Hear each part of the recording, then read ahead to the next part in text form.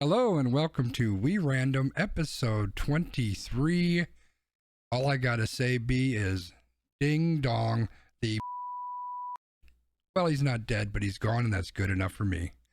Let's see what we got coming up next. Almost Qualified Productions. We're 3 beers in. Time for you to catch up.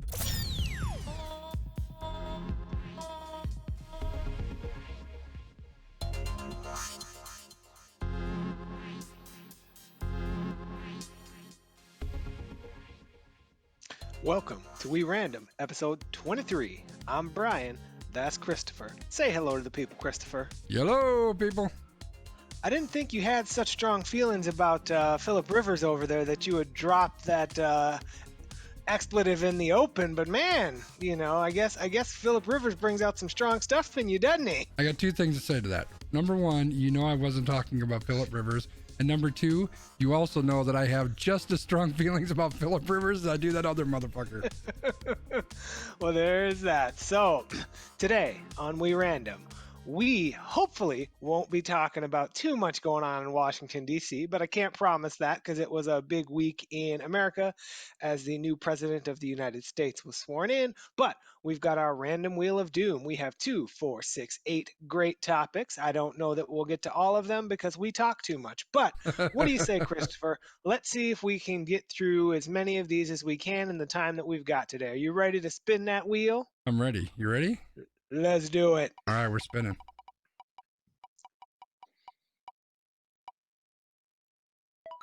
All right. So Apple is tackling racism. What is all this stuff about, B? So, Apple has a take on how they will help with systemic racism. Apple announced a racial equity and justice initiative in June of 2020, stating they would invest $100 million into projects that help dismantle systemic barriers to opportunity. Recently, details have emerged about 3 ways Apple plans to invest their financial commitment. Number 1, Apple is working with Southern Company and a range of other stakeholders to support the launch of the Propel Center, which is a first of its kind innovation and learning hub for historically Black colleges and universities. Apple has committed $25 million to this, and that commitment will enable the center to support HBCU students and faculty through a robust virtual platform and a physical campus in the Atlanta University Center, and they have also committed to doing some on-campus partnership activities. As well, Apple has decided to do some different grants with the HBCUs and to help develop faculty for those colleges. They also have decided to open a developer academy in Detroit, which is the first of its kind in the US. This academy is designed to empower young Black entrepreneurs, creators, and coders, helping them to cultivate the skills needed for jobs in the growing app development economy. So this has been launched in collaboration with Michigan State University, and the academy courses will be open to all learners across Detroit, regardless of academic background or whether they have previous coding experience. The other thing that Apple is doing is they are starting to invest in venture capital in banking, where they are going to provide capital to minority-owned businesses through Harlem Capital, which is an early-stage venture capital firm that supports investments for companies with diverse founders, and they plan to do this over the next 20 years. So I think this is a really interesting thing, and I think there's some people who will probably be really happy about this. There will be some people who are going to be really salty about it. But Christopher, where do you fall in that spectrum of thoughts? I'm salty as hell. No, I'm just kidding. I think it's great. I think this is amazing. I think, you know, first of all, anybody that's watching this probably has the same type of mindset, at least similarly. We know that people of color have gotten the short end of the stick in a lot of different ways over time. But specifically, if you look at the tech industry, there's just not a ton of diversity, right? It's really very heavily populated with white guys. And so, and there's another topic another subject we might touch on a little bit later that taps into that a little bit. So I think anything we can do in the tech sector helps. If we can bring more people of color into that is a great thing. Now, this isn't to say that Apple's whole goal here is that this is solely focused on the tech sector. That's not their goal at all. I think that's part of it. I think they'd like to do that. And I think that with Apple being so vested into this, obviously all of these, this campus and everything will be inundated with Apple products. And so hopefully they can get some of that as well. But I think just the fact that they're going to be helping people from really I'm not sure what the term is I'm looking for, but communities that have been impacted by racism and by all of the systematic racism over the years. I think that's amazing. Some of the people that they're investing with are specifically focusing their attention on those areas. So one of the venture capital programs that they're going to be investing in, the specific fund looks to support businesses that operate or serve underserved markets, and they want to foster growth and inclusiveness.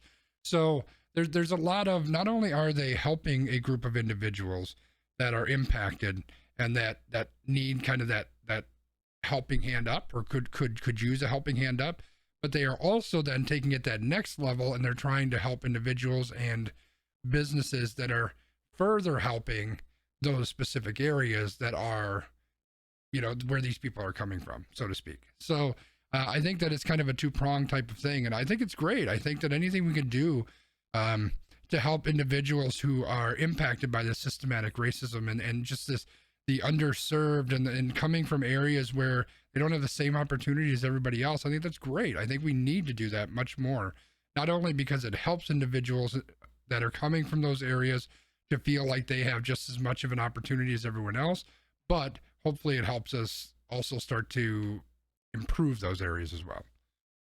I definitely would agree. And from my personal experience working with students who are interested in technology, I definitely notice and have statistics to back the fact that there is a significant lack of minorities in these STEM fields, right? So I think it's really important that we're putting these resources out in front of these individuals early on in their educational or career pursuits to help them along, to let them know that they can do it, to let them know that it's an option for them.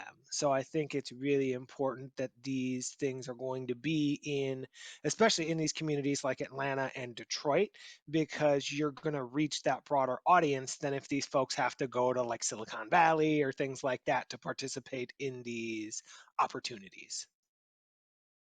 Yeah, and I think that's one of the things that they called out is that they're they're really focusing this on areas that have dealt with that systematic racism years after year after year. So this is something that's really kind of that isn't, we're not trying to tackle something that's just happening now. These are areas of the country where this has been a large issue for generations, that they're trying to, input capital and input ideas and input, whatever they can do to try to propel those areas as well as the people from those areas. Yep, I definitely think that it's a good thing. I'm glad that it's happening. And, it's interesting. And I don't know if we want to get too far into the weeds about people who will say, well, what about other people who want to get into this? Because it sounds like these are open ended enough that, if other people are like, hey, can I be a part of this or can I do things? It doesn't seem like they would be like, no, you can't do it. But it's definitely geared to specifically help these communities that need it the most. What are your thoughts on that part, Christopher? Yeah, I think that there's maybe just as a species, I don't know, but specifically in this country, I think there's this big problem of, well, people call it FOMO, right? But I think it kind of goes beyond that. It's more than just the fear of missing out, but it's the fear of seeing other people succeed. And I think that it's because if somebody else is succeeding and I'm not, then they're doing better than me, and I think that throws people off. So people always want to make sure that you know what, if my black neighbor gets that extra whatever, then I should get that extra whatever too. But people don't see that what my black neighbor had to go through is he grew up in an area that had extreme poverty, and he had to deal with X, Y, and Z just to get into elementary school. And the teachers there, because it was maybe a bad area of town, that the teachers there were, the bottom 15th percentile, and 3 of his teachers quit before they finished the year. And his friend maybe had issues at home that had et cetera, et cetera, et cetera, right?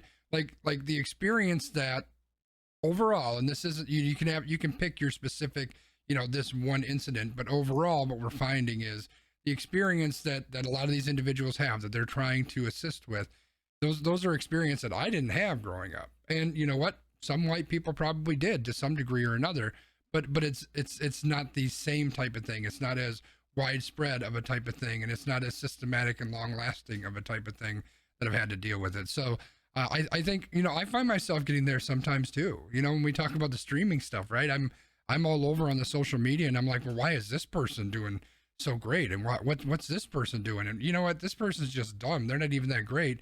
And I have to check myself and be like, you know what, they're doing that for a reason. They're successful for a reason.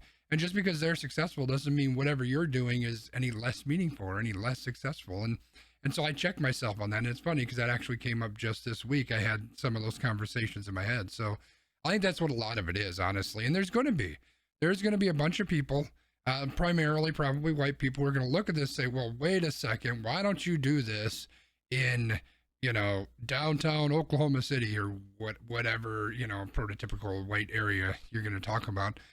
Why do you have to do it in these areas? Why are you only giving it to these types of people, etc.? And I think that those people are really just speaking from a place of privilege. That's where I think it comes from. And in a place of, I want to make sure I get mine.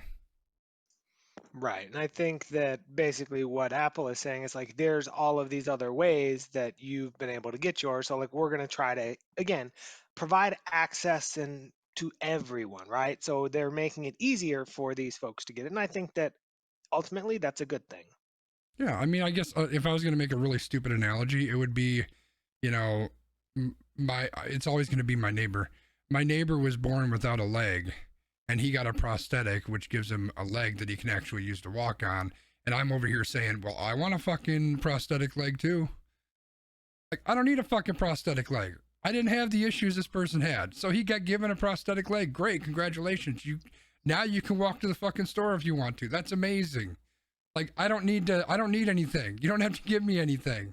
Like, I'm fine. I don't know if that makes sense. But I mean, it made me giggle. So I think we'll leave it on that, and we'll just give Apple the thumbs up, and we'll see how this plays out, and we'll hope that it plays out well. What do you say about that? I'm good with that. I'll give it one prosthetic thumb up. I mean, it would be cool to have 3 thumbs, wouldn't it? Like, just imagine what you could do with 2 real thumbs and a prosthetic thumb. Okay, we're gonna change the topic because that could go very dark very fast. So, hey Brian, is it a good thing if you want to take your date to the Capitol riot? I don't think so, at least not according to some dating apps such as Tinder and Bumble. So, Tinder and Bumble say you may have breached the Capitol, but you won't be breaching any pants on our watch because these dating apps and their corporate conglomerates are using images captured from inside the Capitol and other evidence that they have found to ban rioters' accounts, causing an immediate consequence for those who participated in the riots as the police and FBI move towards making continued arrests. Women and men in some cases have also turned the dating apps into like vigilante hunting grounds, striking up conversations with rioters who posted their own pictures to the social media sites, gathering potentially incriminating photos or evidence, and then relaying that evidence to the FBI.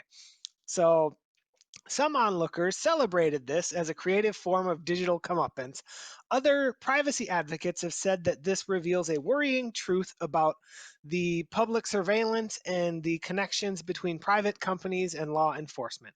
Some worry about people being misidentified by amateur investigators, and they also worry that these people deserve the right to seek a partner in one of the few ways that they have to socialize during the pandemic. So, Christopher, what are your thoughts about what these dating apps are doing here? You know, I'm gonna have a take that you might not expect. Maybe. So first of all, let me put this out here. If you are dumb enough and self-centered enough and asshole-ish enough that you decided to storm our country's capital with the intent of whatever, overthrowing the government, some sort of coup d'etat to put your leader back in office, still in office, to possibly lynch senators or congresspeople. Like someone that put up a fucking noose, right? Whatever the case. If you are that stupid, I have zero sympathy for you. Period. The fact that you attempted this insurrection, you attempted this coup on our country, I got no sympathy for you whatsoever. None. You're an asshole. Get out of here. That said, this is kind of a dangerous precedent. Like, if we take out the fact that these are people who were that they attacked the Capitol and all of that, right? If we take that part out of it, the fact that these dating apps are using these pictures as almost a surveillance type thing, that the users are using this as surveillance, it's scary. It's scary. I the first thing that I thought of when I was looking at when you were speaking, like it would have been smart if this came to mind 3 days ago so I could research this. That's not how it happens. But this takes me back to the bombing at the Boston Marathon. And when that happened, I remember that on Reddit, there was this huge conversation where they were trying to hunt down who it was that was responsible. And they pinpointed who it was that was responsible. And I don't remember from that point on what happened, but I know at some point the person who was not actually responsible, but who they named, he ended up dead. I think the police shot him, maybe? I'm not sure. I don't remember exactly. I'd have to look it up. But it led to a bunch of horrific stuff, right? Bad stuff. And that's where I could see this going, is like people, we as an individual group of people, like, we can't be responsible. We can't be doing that. I think it's a very, very dangerous and slippery slope that we're going down there. Again, I have no sympathy for these individuals for what they did, but what happens when that bar isn't, insurrection? What happens if that bar is just anything that kills somebody, like the Boston Massacre, the Boston Marathon? Or what if it's, somebody who just does a felony? Or what if it drops to someone who just shoplifts? You know what I mean? That's a slippery slope. And the more that people feel empowered by the ability to do that, the more that this thing's going to happen. So it's a little bit scary. Well, and I think this does break into two different pieces, because the one piece is that the dating sites say that they're banning users based on their posts of content that is basically riling up insurrection. So that kind of goes back to the whole stuff that was going on with Trump and why he was getting banned and why Parler was getting banned. So that's kind of the stance that the apps are taking. But I think it is an interesting perspective when it comes to folks going for that vigilante justice, because like it's kind of a double-edged sword, because in some ways, like you said, I have no sympathy for someone who is not thoughtful enough to do something they shouldn't be doing, and then they post about it and brag about it. Like, there is a consequence for your actions. Now, Right. is Yeah. that consequence for your action something that some rando person should be determining? Maybe it is, maybe it's not, right? Like, that's, I think, the part that is off here, because it is weird. But then again, like, some of this also requires those people's consent, right? Like, somebody messages you, like, so for example, if you're on these dating sites, you are a fine, good looking, eligible bachelor. If some woman started messaging you and started asking you about what you were doing in the Capitol, and let's say you were in the Capitol, would you go and give her your own private fucking information, Christopher? I don't think you would, but would you? No. No, but if these people are giving up this information, like, part Again, they're of that dumb. is on them. We already established that Because they're dumb. So yeah, part of that is on them. It's like, if you were to walk around and tell somebody, yeah, I committed a murder. Like, you what? Like, at some point, if you are just brazen enough to put that out there, that's on you. Like, you either don't realize what you've done is wrong, or you don't care, right? Like, it's kind of like, there was something on Twitter that I saw that was related to this, about how so many of these people were worried for years and years and years about how the liberals were going to take away their freedoms and the liberals were going to take away their guns. But if these people get charged with these felonies or they have to go to jail or things like that, they've taken away their guns and their voting rights themselves by doing this. The liberals didn't make them do it at all. Like, that's kind of how I feel about this. It's like you, as a person, made a choice to share this information. You, as a person, made a choice to continue to push this thing. So now that's on you. You have to deal with whatever comes of that. Because just don't go telling people you know stuff that you shouldn't be telling them. Yeah. Well, yeah, I mean that's true too, right? Like whatever information that you're giving up voluntarily, that's 100% on you. And that, you know, I don't know that we can account for that outside of some of the education stuff we've talked about before, but I think my concern is when everybody kind of becomes that vigilante, you know, police investigator type thing. I think that's when we can run into some sticky situations. So, I mean, I understand this is a very big situation. I mean, we've talked about it a bunch. It's something that we can't forget. It's something that we have to remember. It's something that people need to be held accountable for. Even that crazy ass chick from Texas who says, I want president to give me a pardon, can go fuck herself. Like, all of these people need to be held accountable, but we also have to make sure that we're keeping a very keen eye on how far things are going and making sure that things don't go too far. And this one, to me, just gives me a little bit of an uneasy feeling. Fair enough. And I think some of it is like the way that I look at it, it's different. Like, if these people are getting the information and then turning it over to the FBI and letting the feds handle it, cool, whatever. Like, but like you said, if these people are trying to go to these people's houses or something like that's where it gets to be yucky. But I hopefully don't think that that's what's happening here. Yeah, I'm not sure. All right. Well, that was an interesting topic. Let's see what we can find on the wheel now. We're on the spin. Let's see what the spin brings. It looks like smart cameras in India. All right. So from one cringy topic to another. All about that cringe this week. And I didn't get to look up one of the points that I wanted to look up for this, so I might have to do that after I give this an intro. But in Lucknow, India, the Lucknow police will install AI-enabled cameras across public places in the city that will, quote, alert the nearest police control room on the basis of facial expressions of women who may be subjected to stalking. This is part of a plan called Mission Shakti. The AI-enabled cameras will click photos of women in distress and send them to the control room, after which necessary action will be taken. The police commissioner said, the alert will come as soon as the expressions of a woman in distress change. Before she can take out the phone and dial for help, an alert will reach the police. Apart from this, panic buttons will also be installed on major roads and squares of Lucknow by the police. Women will just have to, quote, press a button in times of distress. Police have identified over 200 hotspots where the movement of women is maximum and where most complaints have been received.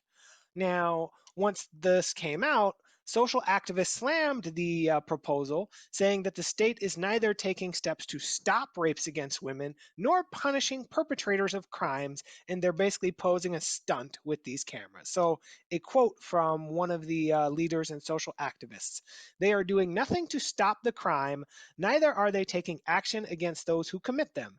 They have come up with this idea to install AI cameras to read women's facial expressions. They're trying to make a fool out of everyone. They take no steps to help women who come to the police station to file complaints, but they will take actions based on expressions of women on the roads. Women have understood that they are absolutely not safe under this government, and this will be shown now and very soon. So, this is just a very interesting thing, because it sounds like from what that person said and another vice chancellor at a university said, like, the police just don't take women seriously when they report these things. What are your thoughts on this generally?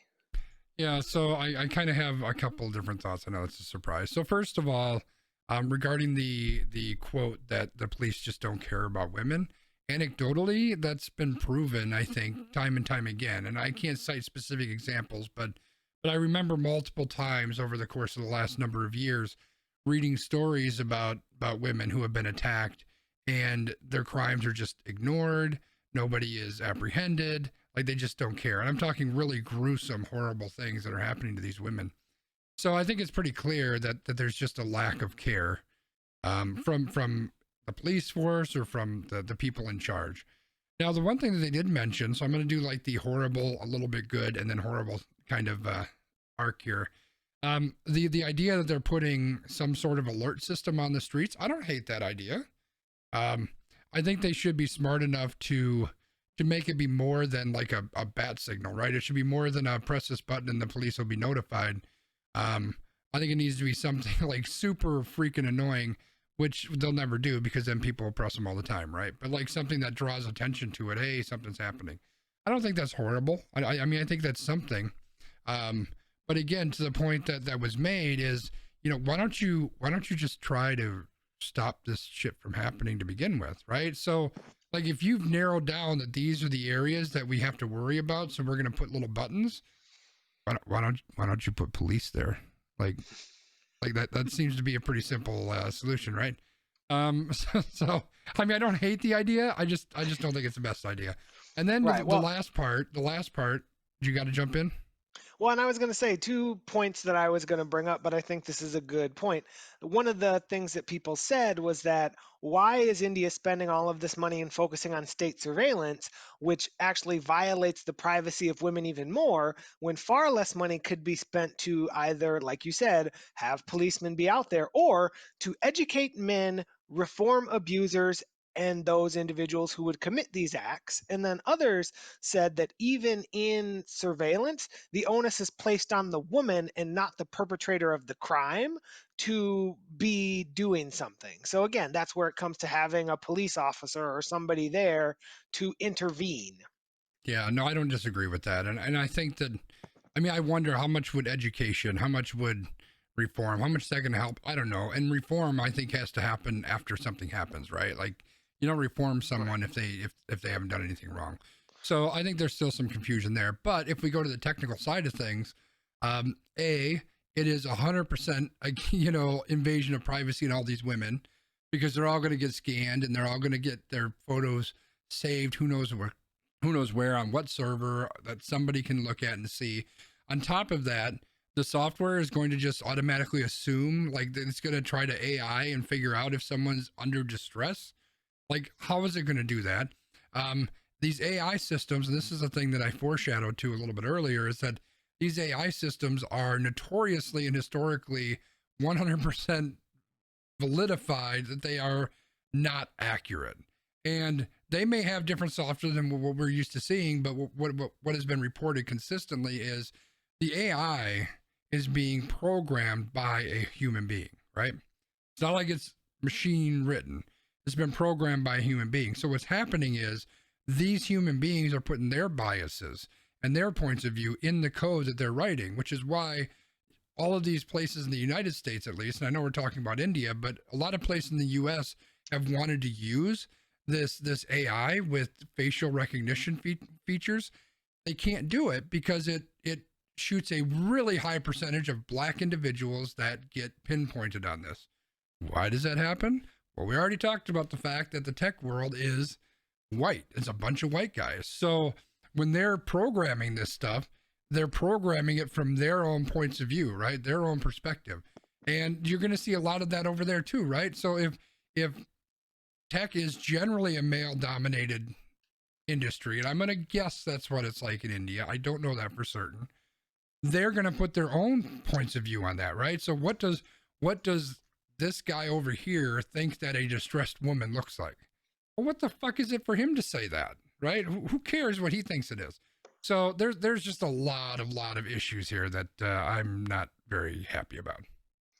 Yeah, and I would definitely agree with that. And there's other things such as, cultural norms and cultural dress and other pieces too, because one of the things, and this might come out in one of the other topics on the wheel, is different countries look at, the difference between men and women very differently. I don't know in particular how that is viewed in India, so I can't speak to that. But that could also be a, particular piece here into how this all is coming together.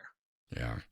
So Old Man Wiggum put in the chat, does Bernie have thoughts on the topic? And I'm pretty sure that when Bernie and I spoke earlier today, he had said that he is once again calling on your support for privacy regulations. That's just what he said. I don't know what all that means, but facial recognition in a world of masks. Good idea. Seems like another approach may be better. Well, that's a very good point too.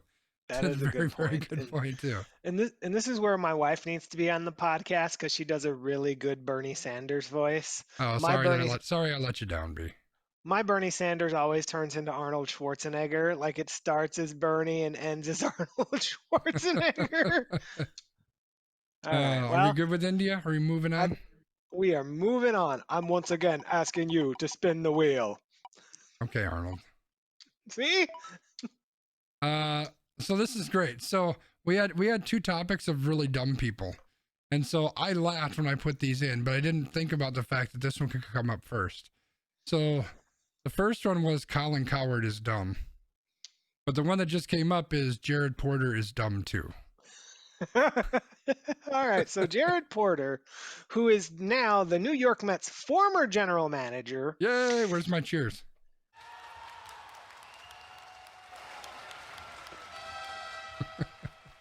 And you may want to ask why he's the former general manager. Well, he's the former general manager because in 2016, he met a foreign correspondent who had moved to the United States to cover Major League Baseball. And he sent this woman lots of text messages, lots of pictures, culminating with a picture of a fully erect, naked penis. Now, this man he met this woman in an elevator, and we don't know her name. I'm sure if somebody wanted to do the whole internet vigilante thing, people could figure it out. But they met in an elevator, they exchanged business cards, and he just started like contacting her and texting her. And like at first it was fine, but then he just started to get a little bit more weird and cringy. And she ignored more than 60 different messages from him before he sent the final lewd photo. So he would send her pictures of himself, pictures of where he was. He would ask her things like, do you like this? And she would just be like, sure, yes. But one of the things that she has said about all of this is if she would have had a better grasp on the understanding of the English language, she probably would have caught on to what was happening sooner. So this was 2016. In December of 2017, ESPN obtained the messages after being alerted to their existence by a baseball source. ESPN reached out to the woman, interviewed her, and was prepared to report on the allegations, but did not do so after the woman concluded her career would be harmed if the story emerged. ESPN kept in contact with the woman, and she has since left her position in journalism. So in recent days, she decided to speak out on the condition of anonymity as she fears backlash in her home country. She said, my motivation is I want to prevent this from happening to someone else. Obviously, he's in a much greater position of power. I want to prevent that from happening again. The other thing is, I never really got the notion that he was truly sorry. I know in the US, there's a women's empowerment movement. In my country, it is still far behind. Women get dragged through the mud if your name is associated with any type of sexual scandal. Women are the ones who have fingers pointed at them. I don't want to go through the victimization process again. I don't want other people to blame me. Now, do you want to rant about this motherfucker, Christopher, or do you want me to rant about this motherfucker? Well, I just want to start off and say that if she would have had a software program on her phone that was reading her facial expressions as she was reading these text messages, it didn't read the text messages though, because that would violate the privacy of this motherfucker. But if it was reading her facial expressions, then maybe they could have stopped all this before it happened. But couldn't they call Celebrite who could like break into the phone and then they could read it and then they could help? Maybe. All right, I'm gonna let you go off on this guy, B. So here's my thought about this. This really goes back to, so there's two schools of thought on this. One school of thought is this dude, if he's done it to one woman, he's done it to 40, right? Because have a really hard time wrapping my brain around why guys do this because it seems like the most asinine thing ever. The second school of thought is people have asked the question of why did we wait so long? Now you're taking something away from him. It's not fair. He's worked hard. Well, you know what? He's a fucking dick. You don't treat people like this and become a leader. If you want to be a leader, if you want to be a man or a woman of the people, you don't treat other people like shit. And when you're sending people unsolicited messages of your penis, I call that treating somebody like shit. So you get what you get, you eat your dick, and you like it because don't do it. That's the bottom line. So I have no sympathy for this man because he knew exactly what he was doing. He knew exactly what he wanted to do. And the thing about working, especially with individuals where English is not their first language, a lot of times they will nod and they will smile and they will, you know, kind of go along with it. And then if you're just taking that as, yeah, and obviously it's weird to go, hey, is it okay if I send you a picture of my penis? So how about you just don't send somebody a picture of your penis? How do you really feel, B? I feel like you should not send people a picture of your penis. Now, I saw something on Twitter today, and it was like, guys, whenever you think about sending a dick pic, how about you send a dog pic instead? If you send the dog pic, the response that you get will be 100% better. So the timing on this is incredible. So I actually watched a TikTok last night. TikTok time is when I'm laying in bed and I should be sleeping, but I'm scrolling through fucking TikTok. And there was a woman who was speaking about this, someone sending those types of pictures. And she was telling a story about how someone she was messaging with asked, "Hey, can I send you this picture?" And she said, "Sure, send me the picture." The point being is it was consent was asked for, right? I'm sure there are women that out there that like those pictures. But don't just send it unsolicited. I think that's the biggest key here, right? Like, because it's just like anything else. Like, consent is king. You have to get consent for any of that. That's kind of an aside, but I think that's an important message to bring up. I'm sure as hell not sending these fucking pictures up because I don't want to, and I don't think they're cool, and I don't want anyone to see that part of me until it's time to see that part of me. But there are some people that, consenting adults that may want to have those types of conversations. That's 100% fine.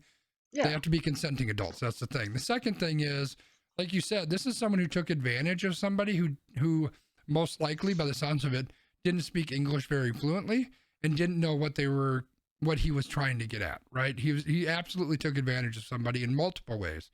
And I agree with what Wickham said. Your actions have consequences.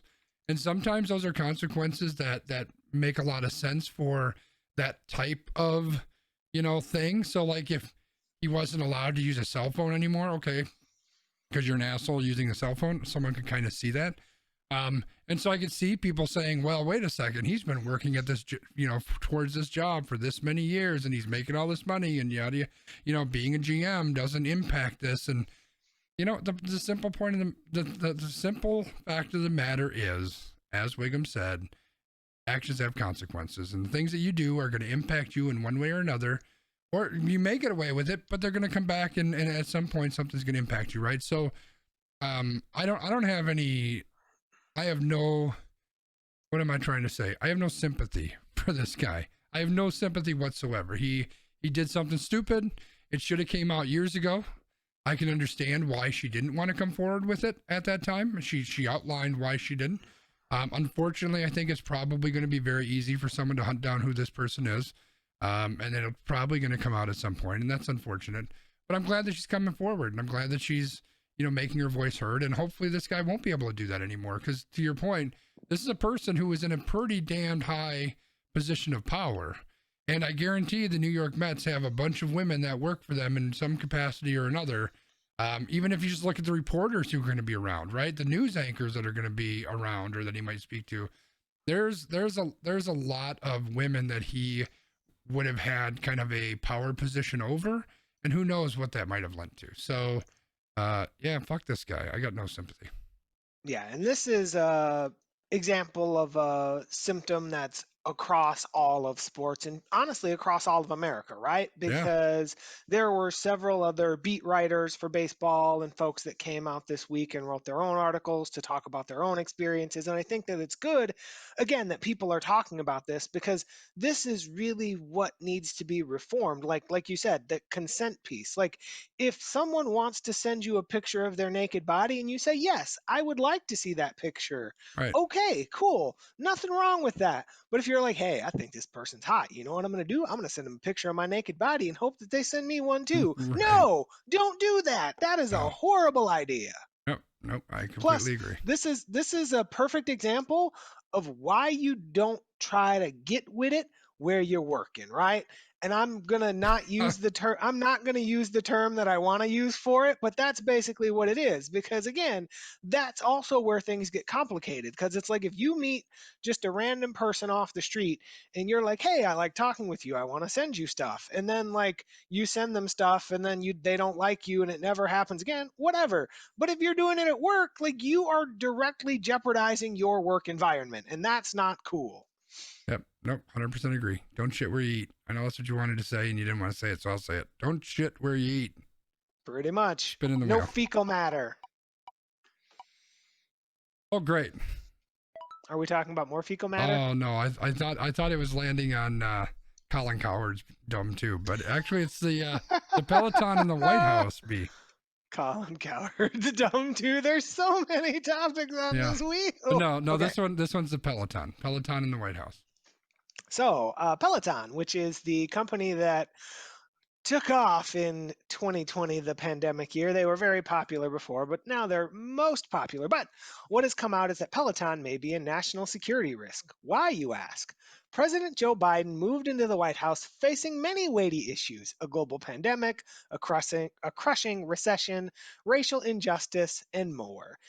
Mr. Biden's personal weight control and exercise regimen will also face a different question.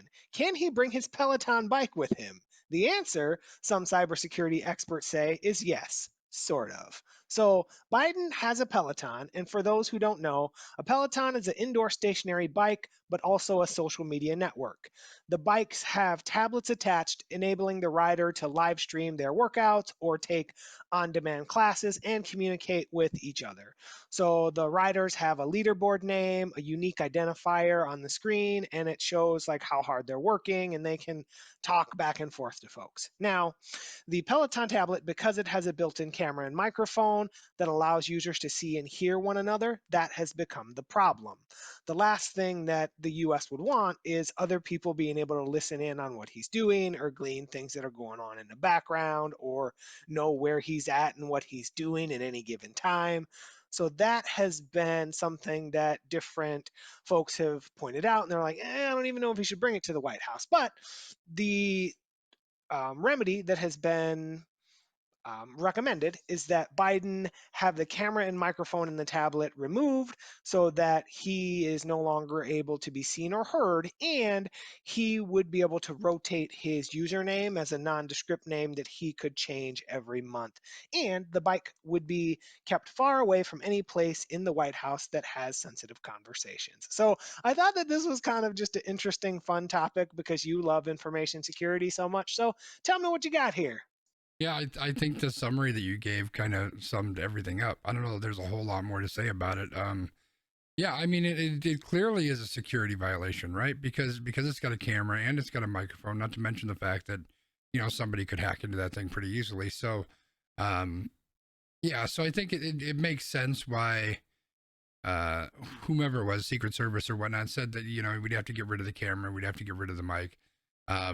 They would do their own finanglings with the software and the hardware to make sure that it's secure. So once you take all that stuff out, it's just basically a stationary bike with like a TV on it. So at that point, I don't see there being a big issue. So I don't know. I don't know. I think you pretty much nailed everything. Yeah, and this one apparently, like, he's not the first person who's had a Peloton or the first person who's wanted to use different tech in the White House. Apparently, like, Obama really liked having an iPad, and Right. Trump really liked using his personal phone to like call people instead of whatever phones that they gave him. So this will just be another presidential quirk. But I think it's interesting to think about that because that's not something that like you do, but it's not something that I think about like, oh, I'm going to get on this bike and like somebody can see me. But Yeah. like it's the same thing as to why people like cover the camera on their laptop with a post-it note. Yeah, no, exactly. It's something that a lot of people don't think about too much. I mean, my phone's sitting here right next to me. It's got a microphone on there. I mean, if there's some horrible software on there that someone could be listening to me right now. There's hackers that hack into computers all the time, and sometimes they can even turn on your camera without you even knowing. Turn on your microphone without you knowing. So yeah, there's all sorts of stuff out there that can happen. So it would make sense that the Secret Service would be very on edge and want to make sure that they go over that with a fine-tooth comb to make sure none of that shit's happening. That's fair. Well, hopefully Joe can continue his Peloton rides because I'm sure he'll need them, especially after there was the viral meme of the screen capture that says Joe Biden on his way to Arlington Cemetery. And Yeah. somebody's like, man, I thought he'd have lasted longer than that. Yeah, that was a great one. That was a great one. So I think on that note, that's a perfect. I think that's a perfect segue, B. Is it? I think it is time for Random rankings. All right. Well, speaking of memes, and as you can see on our stream here, old Bernie Sanders is joining us today. And that is because at the inauguration, Bernie Sanders became the hot meme of 2021. We've moved on from Bean Dad and we're on to Bernie. So today, Christopher and I will draft our favorite memes. We'll each draft 5 memes that make us laugh. So there are lots of examples. I'm sure you all can think of the best examples, but I just thought this would be kind of a fun way to enjoy some memories of memes. I think it's a great idea. I think it's fun. I wish I had more time to prepare for this one, but I didn't see it until like 4:30 that this was what it was. I did some really quick, planning, but I think I'm ready for it. Yeah, to be fair, I didn't really prepare either, but I send memes all the time. So, all I'm right. hoping So that I can figure out a way that I can pull up the memes for our stream audience and show it's them true. what these are. So we're gonna try to do that. We'll see what happens. All right. So, do we need to randomize who goes first? Nah, man, you got it.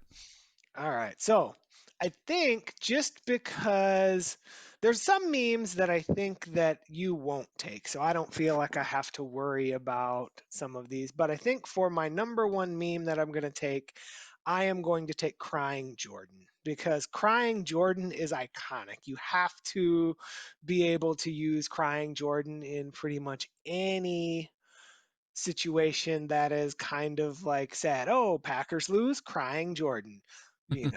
Ohio State loses, crying Jordan. Something happens in politics, crying Jordan. Something happens at the Oscars, crying Jordan. Like, crying Jordan can be applied to pretty much any situation where anyone is sad. And it's always amazing. Like, that man is just a meme in himself. And I hope you don't take some of the other Jordan memes from me, but crying Jordan is my number one pick. Okay, I kind of figured that you were gonna take old Crying Jordan. There he is, chat. Crying Jordan. That's just one of the images. I don't think that's one of the memes, but we can. I mean, the image itself is kind of That's the pretty meme, much right? it. But yeah, then you got stuff like this, where people put Crying Jordan on top of other people's heads. Yep. Let's get on there. There you go. Stuff like that. Yeah, so that's good. I knew you were going to take Crying Jordan, and I've never told you this, but the Crying Jordan actually irritates the shit out of me. I really hate that meme. It's like my least favorite meme, probably. So why is it why is it your least favorite meme? I don't know. It's dumb. I mean, I don't know. It just irritates the shit out of me. I'm not exactly sure why. Maybe it's overused. I don't know. It just irritates me. That's all I got. But here's what I'm going to choose. First of all, I'm going to start off with, I don't exactly know what a meme is. Like, is it a picture? Is it a picture with the text? Is it a GIF or a GIF? Can it be just the GIF? Like old Robert Redford nodding? Like, is that considered a meme? I don't know. I would consider it a meme. I'm not possibly. exactly sure what a meme is. I did have Nodding Robert Redford on my list though, because I love the shit out of that one. But this is what I'm going to go with. Again, I don't know that this is a meme so much. Maybe it is. I don't know. I don't know what the definition of a meme is. But have you ever seen any of the Thug Life videos? Oh, the Thug Life, yeah. Dude. Yeah. Yes, they're so funny. They're so funny. The videos are the ones you have to watch, where it's got like the kids and they're like talking smack, and it's like puts the Thug Life on with the Snoop Dogg like the song. Thug Life. Yep. Dude, yeah, Thug Life is the jam. Oh, I can't play the video because of the song though. So I forgot about Thug Life, but that is a good one. I like the Thug Life. That's a solid choice. look at that one, Thug Life, right there. Now you've got me thinking of like all the Thug Life memes that I've seen over the years. If you haven't seen any, go to YouTube. Just search Thug Life. Thug Life. You'll be rolling. Yeah, you'll be there for an hour, or 2 hours, or however many hours. Lots of hours. All right, so I think this is where I have to be a little. The hard part about this is, again, there's some that I know you're not going to take, so I could probably leave those as my last pick because I would be shocked, like literally shocked, if you took these. But I think one of the ones that I'm going to have to make sure that I get is the lady who goes, "Ain't nobody got time for that," because sweet Georgia Brown or something. Yeah, ain't nobody got time for that. I love that. That's one that I use a lot. So I definitely have to make sure that I get that. And that would be one that I feel like you might use. But yeah, ain't nobody got time for that. Ain't nobody got time for that. Sweet Brown, that's her name. Kimberly Sweet Brown Wilkins. That was actually not on my list, but it's just because I hadn't thought about it. Like I was screening through, I was scrolling through the different images on a meme generator app that I've got on my phone, just to try to come up with ideas because it was last minute kind of thing. Oh man, now I need that app though. You gotta Discord me, or not Discord. Well, Discord works too, but you gotta send me that. I can just tell you what it's called. It was I just downloaded a new one because the old one wasn't working right. It was called meme shit. I don't know. It's called. I mean, you better something. trademark that name before somebody makes the meme shit I don't know app. I don't know why it's not showing up. I'll tell you about it later. Remind me. Yeah. So Sweet Brown. That's a good one. I am going to go with. Let me see if I can find one before I even say it out loud. There we go.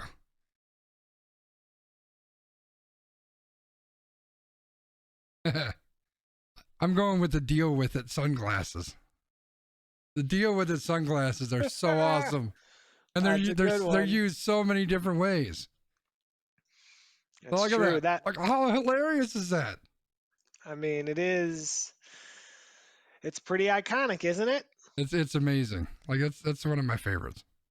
It is. So, I guess the next one, and this one is a newer one, but it's one that I use a lot, so I think I have to go with it, and that's Distracted Boyfriend. Oh, so, yeah, okay.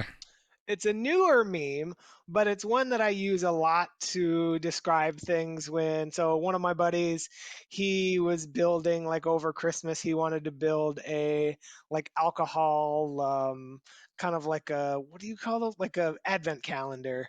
So he was telling us about how he had all these fridge beers, and I did one, and it was like, your fridge beers, alcohol advent calendar. Or like for the Bills game last week, it was like passing the football all the time and Devin Singletary and like nice. All of that stuff. So this one it's very simplistic, but there's so much you can do with it. That's true. That's true. I just sent you one that I threw together the other day too. I don't know where it is. Because somebody made the, and I've got it up here with the me, like it's got the boyfriend who's looking at the hot girl and the girlfriend's getting upset, right? So someone put Bernie Sanders here as the cute girl. And so I put Joe Biden as the angry girlfriend because I thought that made sense. It did. It was good. Yeah. It was a good one. I remember that one now. That's definitely a good one. That was on my list for sure. Old Man Wiggum did let us know that he's got a meme. And if we Yep. do not choose it, he wants us to allow him a special pick. You've got it. You got it. I'm guessing it's probably a Simpsons meme. Like Simpsons did it. Yeah. So I'm looking at the ones, like this one's got to be on my list. And this one's got to be on my list. That one's probably, oh my God, there's so many. There are. I'm going to go with this one because of any that I use the most, it's absolutely this one. Oh my God, what is that ugly nastiness? Get out of here. Michael Jackson, what? What is this ugly thing about? I don't know. Let's get that off the screen. Wait, Oi, what? What it's the ugly Michael. thing? It's the Michael Jackson popcorn. You know, I just Oh. came to read the comments, and that's because whenever I'm on, especially on Facebook, this is perfect. I like to just troll the stupid people on Facebook. Like, I don't want to get into a big argument with them because let's be honest, if you argue with someone who's stupid, you just become stupid yourself. Really, that's just kind of how it works out. Like, they're not going to listen to you. They're just it's just a waste of time. So I just troll them and I just put the Michael Jackson picture. That's all it is. I just put the Michael Jackson out there. That's all I need. That alone is enough to kind of spur them a little bit, and then they go for another couple hours. So Yeah. yeah. You actually, okay, that's who it is. Now I know who it is. See, I never knew who the actual actress was, but now you've actually made me look it up, and now this is the one that I'm actually going to take for my next pick. So this is the gift that I use a lot. It's the Jennifer Lawrence okay with the really sarcastic thumbs up, Oh yeah. because I use that one a lot for people because people are like blah blah blah blah. And I'm like, okay, Yeah. Yeah. sure. There we go. Yeah, that's a good one. That is a good one. I do see you use that one a lot. Yeah, I have a folder on my iPhone just of GIFs. Honestly, I do. Let me look. I can tell you, I'm looking right now, how many GIFs are in this folder. Again, I'm going to give you all some of my private data on this podcast. Don't do it. So, so where is it? I gotta find it though. Where is this album? Come on, man. I currently have 202 animated photos on my phone. That is insane. All right, I'm ready for my next one. Can I go? Oh no, you taking Tyrone Biggums? 100%. I don't know who Tyrone Biggums is. Is that the character? I don't know. Yeah. All I know is that this one is great. I use this one all the time. I recreate this for stuff all the time. The old, you got any more of that? Yes, all the time. That's on my list. Oh man, I totally forgot about Tyrone Biggums. Oh man, that's a good pick. All right, so what this is telling us is that we could pick forever, but I'm on my last pick. Yeah. So for my last pick, I'm torn between two of these. I don't think that you're going to take either of them, but I'm going to take the one that is iconic to me because as soon as I say it, you're going to be like, oh yeah, you are the one that would fucking take that, you slappy. So I'm taking Grumpy Cat. But oh yeah. the one that I wanted to take was the Antoine Dodson, the you were so dumb, you were really, really dumb. Those are both good. Those are both good. Yeah, yeah. All right. Oh, I got to pull them up. So we got Grumpy Cat. Hide your house, right? hide your kids, hide your husbands. There's a Grumpy Cat right there. Lots of pictures of the old Grumpy Cat. And now rest in peace, Grumpy Cat. Just like we say rest in peace to Hank Aaron and Ted Thompson and like the 4 other people that unfortunately have passed on this week. Yeah, it's been a rough week. Antoine Dobson, is that his name? Yep, Dodson. D-O-D. I know how you spell Antoine Dodson. That's good enough. There he is. Don't know if that's moving. He's arrested.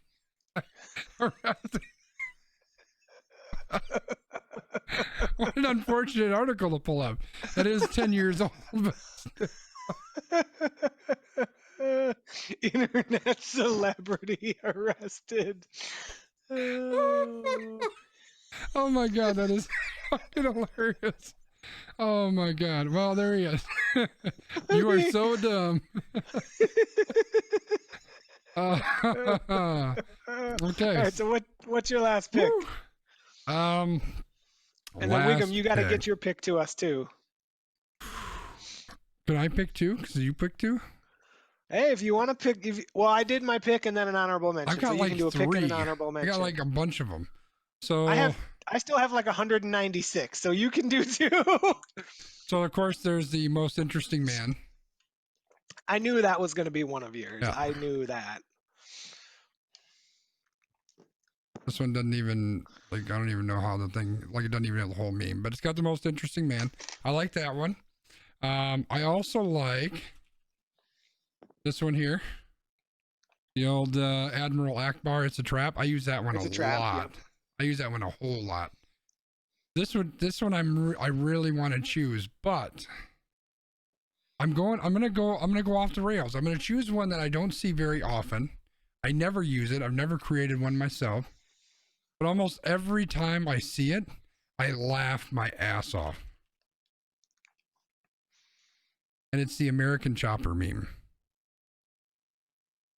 You familiar with that one? Is it the one with the guys and they're arguing in the shop? Yes. Yep. Yeah. Yes.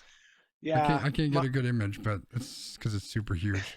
Yeah, I know this one because there was one about cats where it's like, I found this cat, we need to adopt him, and then the other guy's like, no, and then the other guy's like, but I already named him. I love this new meme. The meme is classist garbage. These men are obscenely rich. How can it be classist? They're coded as working class white trash. You can never be interested in the esoteric or academic. The crux of the meme is compassion and empathy, not mockery. Okay, those are really big words. But the point is, this is the old man and his son arguing, which if you ever watched American Chopper, they did constantly. Like, this is a very good representation of what that show was. But yeah, this one, almost regardless what it is, I will laugh my ass off when I see it. So, yep, that's getting my last one. Yeah, I mean, there's so many good ones. Like there's Jordan, and I took that personally. There's just so many. I really like the shut up and take my money and the like shocked, not that shocked. How did we miss this one, B? Ryan's, Wiggum's pick. Oh, yeah. Oh, my God. How did we miss that one? How did we, no. Oh. How did we miss that one?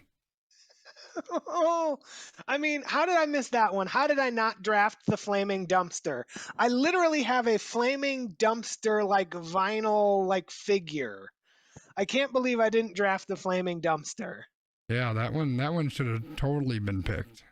That's a good one. That was a good one. I also think maybe, oh yeah, here we go. Let me let me do this here real quick. For your viewing pleasure. Let me close this guy. Oop, why did I do that? Studio mode, close you. This is going to be worth it, except for the people on the audio podcast. You're going to wonder, what the hell are they doing? And it's taking so damn long. But here you go. So while you're waiting, people on the audio version of this podcast, just go to Google and I think what we need to do is you need to cut that and then put Bernie Sanders in it, and that is the YouTube clip for this podcast. Yeah, no, I think you're 100% right. This is when I used to put my green screen on behind me, and I log in with these crazy backgrounds for all of my work meetings. And of course, I had to do the "This is fine." So that's for those who are on the audio version only. It's a picture of me transposed on the "This is fine" with the fire all over the place. So yeah. Yeah. And the best part about this is fine is when quarantine started, people replaced the coffee cup with pictures of toilet paper. Yes. That is a good one too. Yeah, I mean, there's so many good memes. Like, I love a good meme. Like I said, I've got 200 of them saved on my phone, so I'm always ready to go. And whenever you figure out how to monopolize meme, I don't remember what the fuck it was named, .com, I can go download that one and create my own. Yeah, I'll find it. I'll let you know. So, Emily, since you're in the chat, do you have a favorite meme? Oh, she just put it in there, but I just closed my stinking thing. Little girl looking away from the house on fire. Yes. I almost put that on my list too. That's a really good one. Do I know that meme? Now I have to. You don't know that one? I can try to put it on the screen for you. Girl looking. I'm sure you'll find it.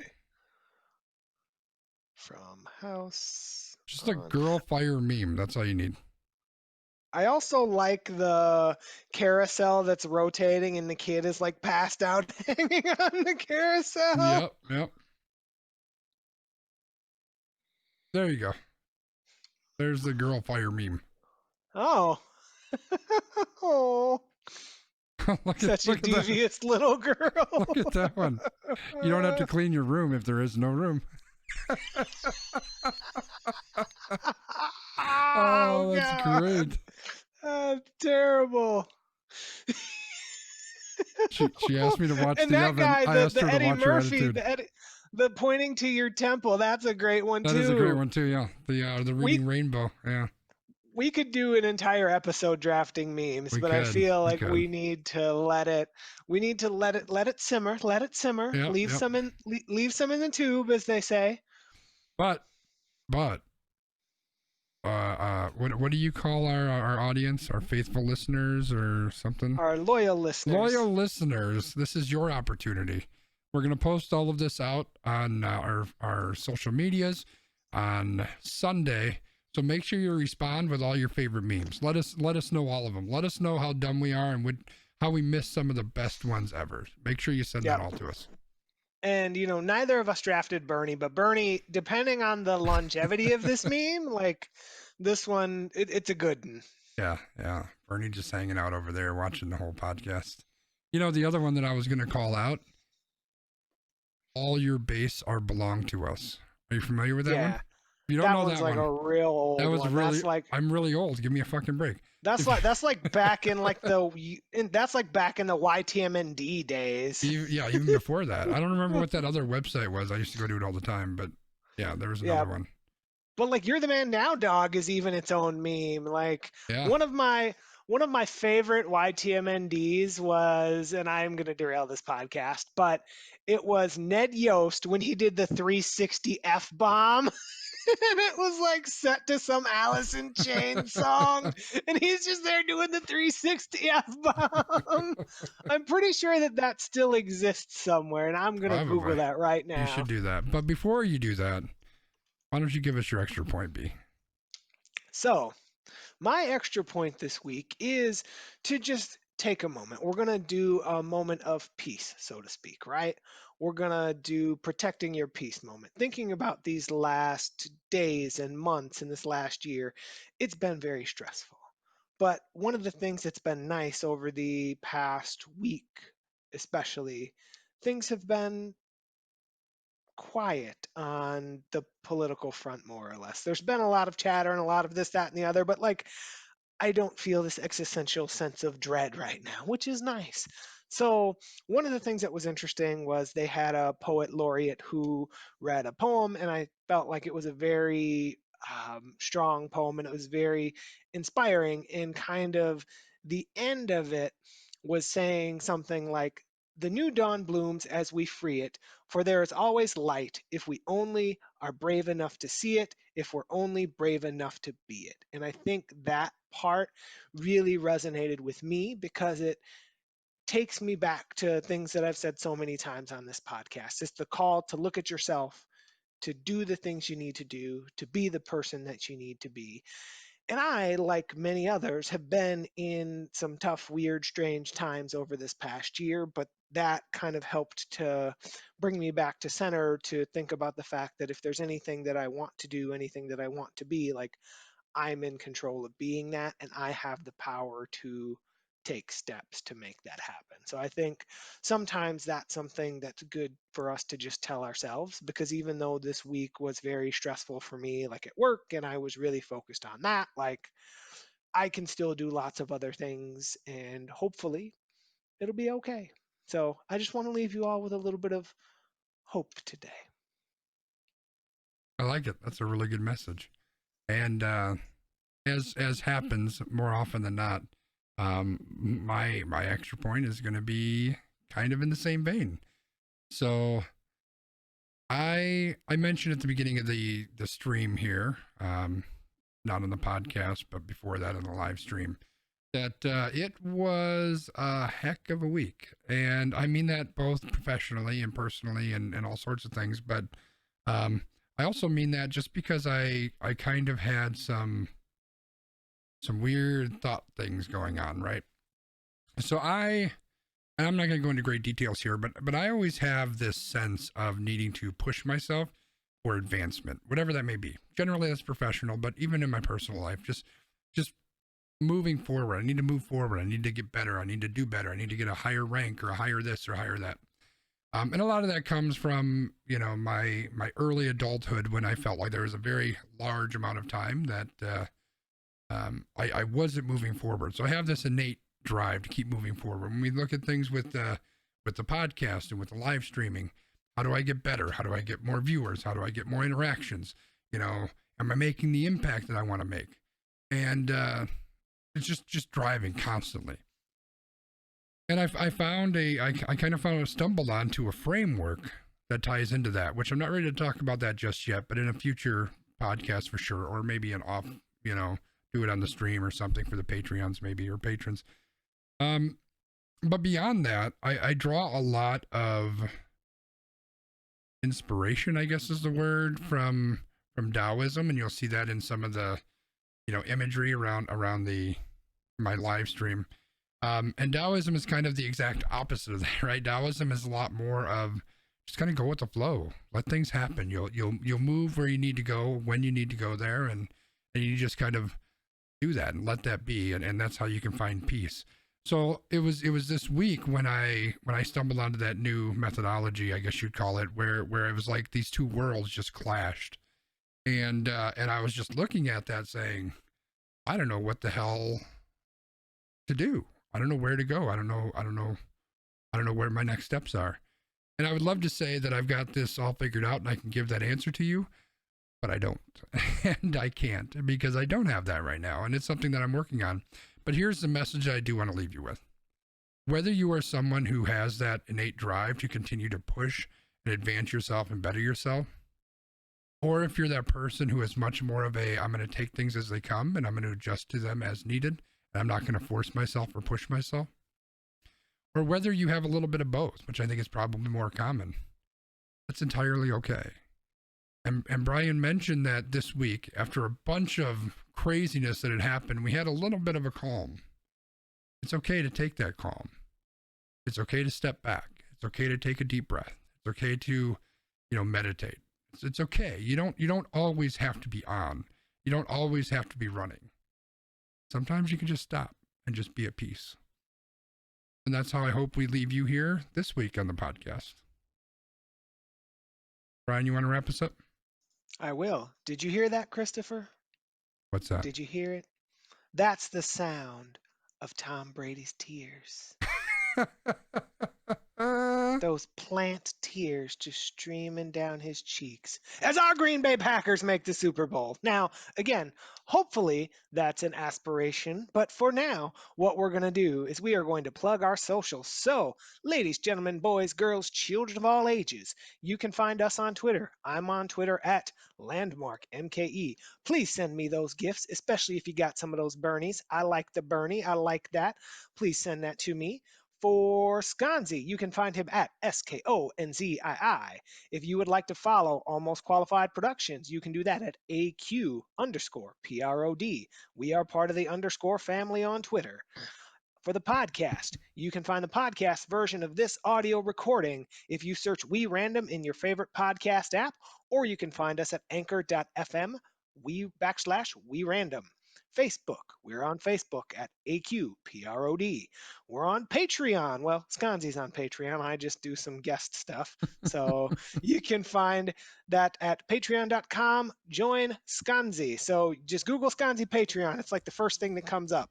So any way that you want to find us, please do. Send us those memes, send us those gifts. And until next time, enjoy, be happy, be safe.